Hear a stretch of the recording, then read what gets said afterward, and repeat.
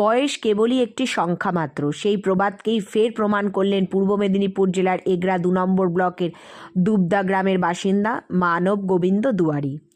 মহা সমারোহে পালিত হলো তার ১০১তম জন্মদিন। এই বিশেষ দিনটিকে স্মরণীয় করে রাখতে এদিন তার বাসভবনে মন্দির প্রতিষ্ঠা ও নাম সংকীর্তনের আয়োজন করেন পরিবারের সদস্যরা।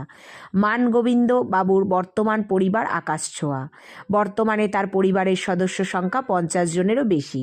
কেউ কর্মসূত্রে বাড়ির বাইরে থাকেন, কেউ বা থাকেন বাড়িতেই, কিন্তু প্রিয় অভিভাবকের ১০১ বছরের জন্মদিনে হাজির ছিলেন প্রত্যেকেই। ৪ প্রজন্মের উপস্থিতিতে এদিন দুবদা গ্রামের দুয়ারি বাড়িতে ছিল উৎসবের মেজাজ। কেক কেটে নতুন পোশাকে দাদুকে সাজিয়ে আনন্দ উৎসবে মেতে ওঠেন নাতিপুতিরা। মান গোবিন্দবাবু আজও বাজারে বিক্রি করেন নারকেল। পরিবারে যথেষ্ট আর্থিক সচ্ছলতা রয়েছে, অভাব নেই কোনো কিছুরই।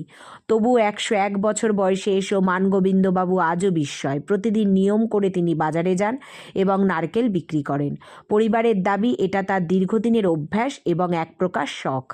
বসে থাকা তার স্বভাবেই নেই। এই বিষয়ে তার এই কর্মস্পৃহা দেখে অবাক হন প্রতিবেশীরাও। জন্মদিন উপলক্ষে কেবল আনন্দ আড্ডা নয়, বাড়িতে একটি মন্দির প্রতিষ্ঠা করা হয়। দিনভর চলে নাম সংকীর্তন।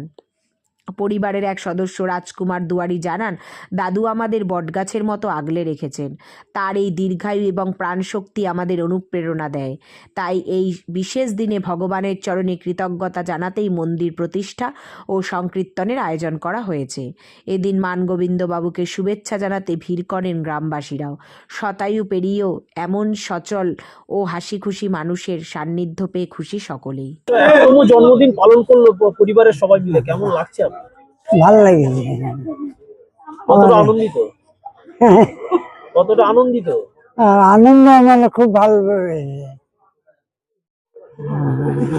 পরিবারের সকলের জন্য কি বলবেন?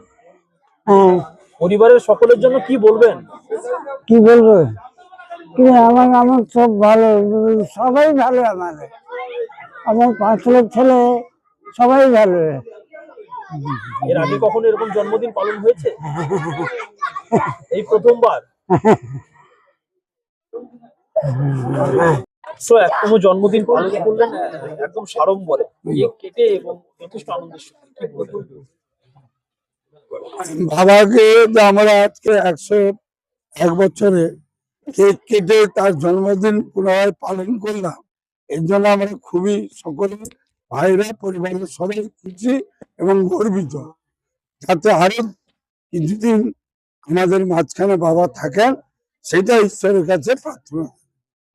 দাদুর ১০১তম জন্মদিন পালন, বড় নাতি হিসেবে সকল পরিবারকে নিয়ে আনন্দ করলেন, কি বলবেন? দাদু যেন আরো দীর্ঘায়ু আশা করি, যেন আরো ৫০ বছর যেন বেঁচে থাকুক।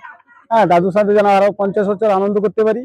হ্যাঁ, এটাই খুব আনন্দ লাগবে। সবাই সপরিবার মিলে আনন্দ করবো দাদুকে নিয়ে। দাদু যতদিন বেঁচে থাকবে ততদিন আমরা চেষ্টা করবো দাদুকে সুস্থ স্বাভাবিকভাবে রাখার জন্য, টাইম টেবিলের মতো খাওয়া দাওয়া সমস্ত কিছু ব্যবস্থা করার জন্য, খুশি রাখার জন্য। আমার নাম সুকুমার দুয়ারি, আমি বড় নাতি।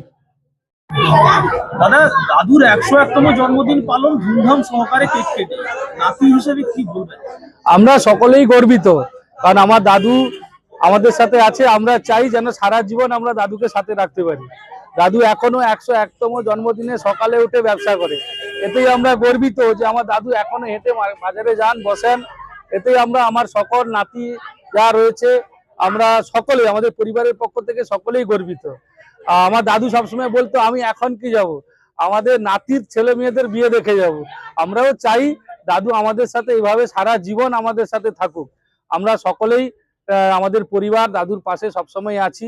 দাদু আমাদেরকে আশীর্বাদ করেছে বলে আমরা সকলে মোটামুটি সুখে আছি, শান্তিতে আছি। আমরা চাই দাদুর আশীর্বাদ আমাদের পরিবারের সকলের উপরে পড়ুক। আমরা যেন আজ থেকে প্রতি বছরই দাদুকে নিয়ে এইভাবে ধুমধাম করে আমরা আমাদের জীবনটাও কাটাতে পারি। রাজকুমার দুয়ারি, বাড়ি দুবদা। আমার দাদুর নাম মানগোবিন্দ দুয়ারি। হ্যাঁ, এই এলাকায় সবচেয়ে বর্ধিষ্ঠ মানুষ, এখন বয়স্ক মানুষ। আমরা সকলেই উনাকে আমরা শ্রদ্ধা জানাই যে উনার আশীর্বাদ যেন আমরা সারা জীবন পেতে থাকি।